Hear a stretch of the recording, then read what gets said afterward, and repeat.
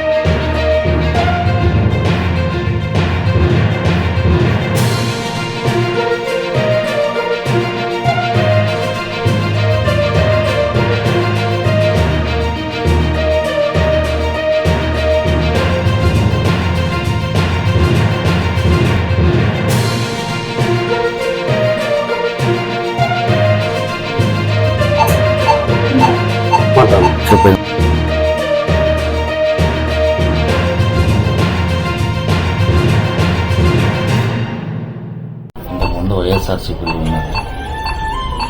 వైఎస్ఆర్సీపీ నుంచి TDP party మారడం వల్ల కొన్ని ఇదైంది. అందులో మా ఫ్రెండ్ ఒడ్డుపల్లి కాడ ల్యాండ్ తీసుకోండి, ఒక 25 సెంట్లు ఎస్సీలకి. అంటే అతనైతే తీసుకోలేదు, కానీ ఎస్సీలకు న్యాయం చేయాలనే ఉద్దేశంతో నేను మా ఫ్రెండ్ ఎంఆర్ ఆఫీస్కి పోయినాను 2-3 సార్లు. వేరే వాళ్ళు ఆక్వై చేసుకోండి, అదే ఎస్సీలది కాకుండా ఎస్సీలది భూమి వేరే వాళ్ళు ఆక్వై చేసుకోండి.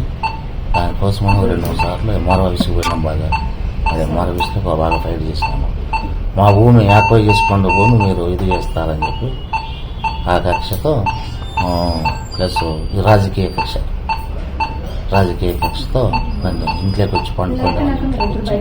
ఇంతకుముందు కూడా ఫోన్ చేసి 2-3 సార్లు నిన్ను చంపుతామో నిన్ను లేపేస్తామని అన్నారు. కానీ అంటే ఇంత జరగలే, మామూలు ఇవన్నీ అని అనుకున్నాను.